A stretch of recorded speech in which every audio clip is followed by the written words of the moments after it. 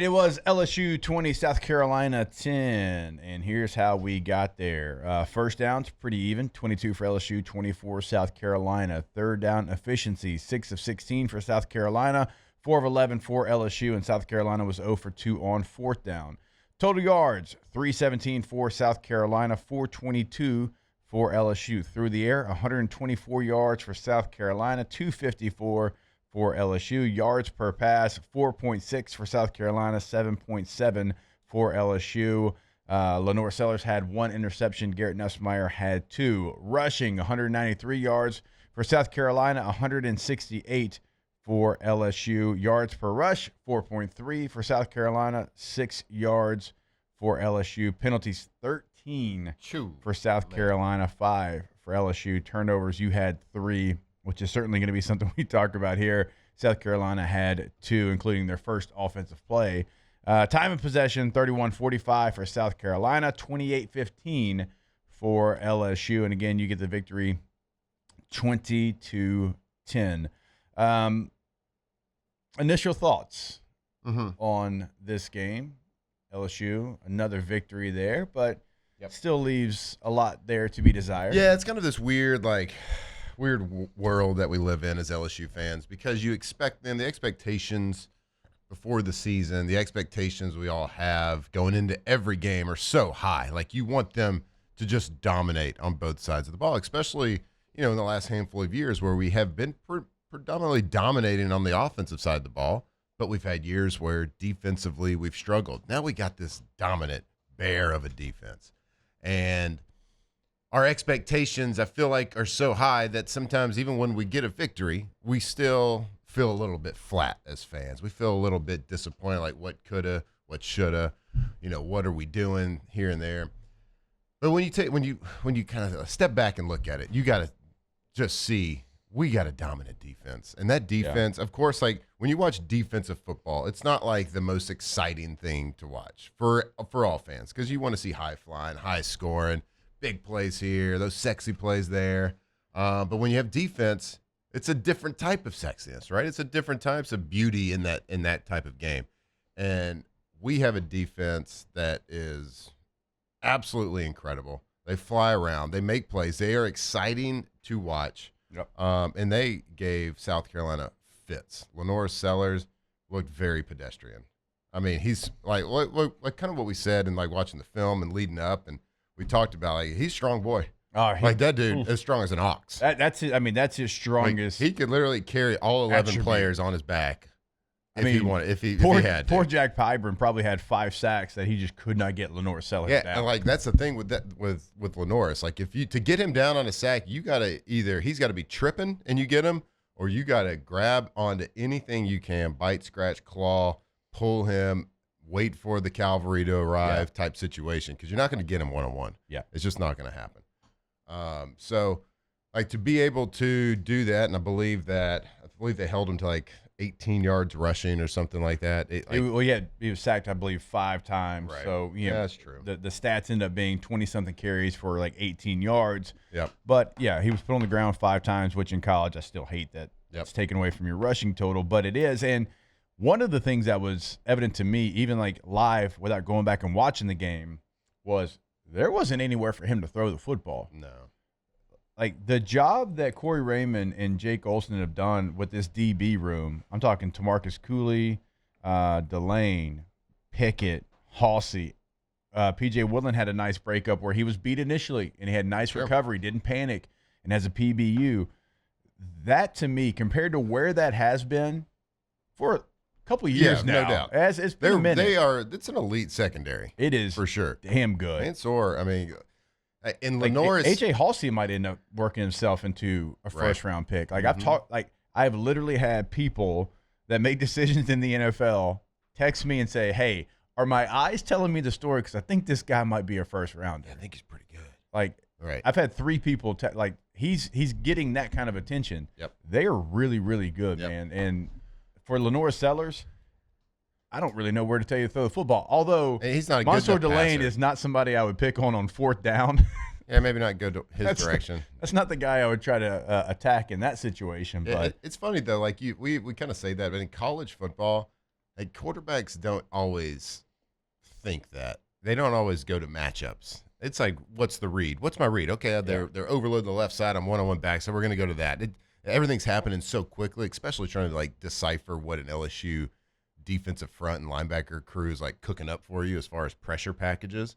So they're not always like cerebral and quick enough on the trigger mentally to say, all right, well, it's one-on-one to Mansour. Let's not test him today.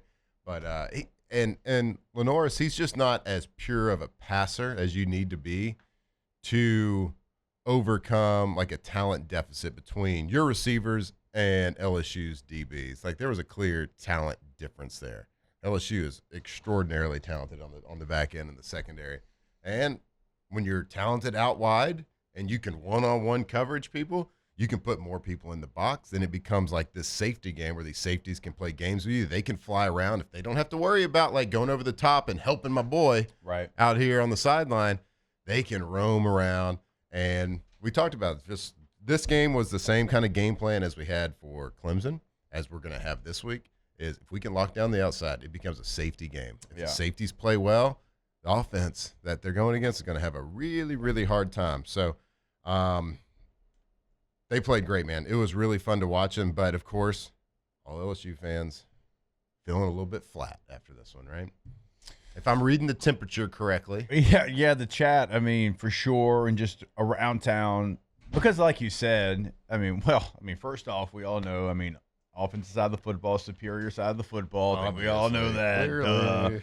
Right? But when you're dominant on defense and your offense, you're waiting for more to happen. That's typically the feeling that you have. But look, the defense, the good part about it, the defense is going to keep you in every single game that you've got left on your schedule. They're going to leave you in there long enough for you to have a chance. Even going back to the loss you had against Ole Miss, right? Ended up being a 5-point loss. They gave you the ball back a couple of times through turnovers to say, hey, go make the play. You just didn't make the play. So, that's the good part. Mm-hmm. The bad part about it is I don't know that you can go make the play right now. This game flow is so weird, Matt, because you're moving the football. You outgained South Carolina, and you could be like, well, if they didn't turn it over. And you just keep saying that. I'm like, yeah, but that's what teams that are struggling do. That's why they struggle in part of it.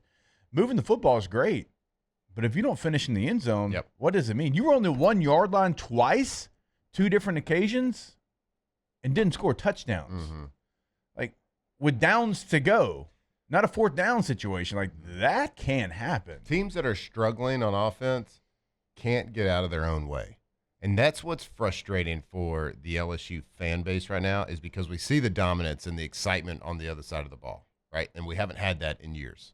And it's awesome. I know. They got the ball on the 37. They're you're 37. I was like, oh, they're good. Yeah. And they stopped them. And it's just like, you're right. We are going to be in every single game with an opportunity to win. And everything is still out in front of this team that you want.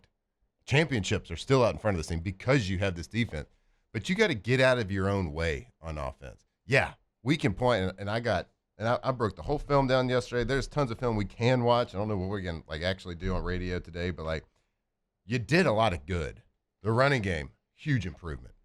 Now, early in the game, we struggled a little bit here. There's still so much to tweak and fix on that running game.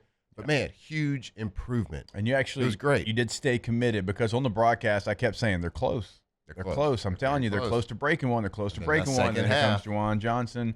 Breaks a 50-something yarder. Caden Durham. I called him, and I was like, hey, on these short yardage situations, man, you're not looking for 14 yards. You're looking for 14 inches. Yeah. Right? And at the beginning of the game, I wasn't really doing that. And then he figured it out. It's that's what I'm going to do. So and look, and we're close to even popping off more yards. Yeah. There's 50, 70, 80 more yards to gain.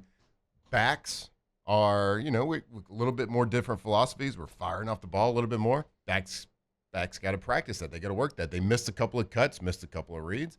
Offensive line missed a couple of calls, missed a couple of blocks, assignments here and there. And look, that's okay. That happens every game. You could turn on every game. You could turn on team that goes undefeated, and every single game, every single drive, there's going to be missed assignments and plays left on the field. So it's fine. But there is things to work on. There's positive right there, because of those changes. We said in the bye week, what are you going to fix? What are you going to change? The things you need to do. Well, you could tell that they were really cognizant of it. Yeah. I think in the first quarter, they put a fullback out there. Sure, it didn't work, but that's probably the first time or second time that they've done that in a live situation. The play was there. The running back made the wrong read on it, right? Yeah. And that's okay. He hasn't done it a whole lot, right? Right. Keep doing it. Don't make that one bad read by the running back change that philosophy. You did it. You put it in. You made some changes that you need to, which I find is positive. But in the passing game, you got to get out of your own way. It is inexcusable to turn the ball over twice in the red zone. And I know one was a run play, one was a pass play, but it is inexcusable for an offense to keep a team in it that way. Yep. The score was 20-10. Everybody kind of feels bad about the win. We're happy for it. We're happy for the win. Don't get us wrong, but everybody kind of feels a little bit deflated. You don't turn that ball over and you score, it's a 34-10. We're not even really having a conversation. We're going to have to look and explain to y'all why there's improvement still to be made. It's a 34-10 ball game, right? Yeah. It's inexcusable. There's no excuse for it. You have to clean it up or you will lose some more games. You say multiple, yeah. Yeah, you're gonna lose more games if you don't clean those things up. Garrett Nussmeier on an RPO throws a pick, inexplainable. I don't know. Don't know what he's doing. I don't even know why that's an option to throw that route. He throws a 3-step slant to a slot receiver on a running play like an RPO. I don't know what his read is because it shouldn't even be a read. That shouldn't even be an option for him to throw it. And then don't throw it. Yeah. Just don't throw it. Yeah. Yeah. Fumble on the. I mean, if I'm remembering right, single high safety, just sitting there what are it was you two high safety doing? There's a safety on the I side of the remember ball. safety being right there on the side of the slant. like I said, I don't even know what that read is. What's the read? Yeah. It's not clearly not that. Right. And then he throws it kind of fading away. And then earlier in the game, you fumble on the 1 yard line. He was coming right at me and he tries to reach it over. And you don't reach on the goal line unless you better be right. One of those situations. If you're going to reach on the goal line, you better be right. Oh yeah, trust me. And he wasn't right. Coaches will tell you. Know that play well. Don't do it unless you every feel time real you see confident about it it. at every level. You see people reach for the goal line all the time, right? Reach for the pilot, reach for the goal line. You're actually taught not to do that. Yeah. And if the coach says if you do it, you better be right. You better be right. Because if you don't, if you're not right and you fumble. And that was second down too. That's going to be, for me, you take a look at Juwan Johnson fumble, 2nd and goal from the 1. All right, that should have been a touchdown. That should certainly be points. Nussmeier throws an interception, 2nd and 8 at the South Carolina 9, the one you just talked about. All right, that's points. Mm-hmm. Guaranteed points because, your kicker from 40 in is really good, right? He's been basically automatic. Then at the end of the game, 1st and goal at the South Carolina 1. Here's your sequence. 1st and goal from the 1. And this is the one thing that makes me more angry than anything is when you can't punch it in short yardage. You had a 0-yard run. Then you had a negative 2-yard run, which you fumbled. Then you come back and you have a negative 2-yard run from the 3-yard line. Sweet. And I'm not sure. So you ran the jumbo package out there after Nussmeier tried to sneak it and lost 2 yards and fumbled it. I'm not sure that. I think they went to personnel and then they realized, because it was kind of confusing, the referees didn't really announce it, right? Then you sent the jumbo package back out there from the 3, and I think you still thought the ball was on the 1. But your sequence was no yard run, negative 2-yard run, negative 2-yard run. Those are things that you can't do with who you have coming up on your schedule if you want to win. Because there's plays to be made is my entire point of bringing it up.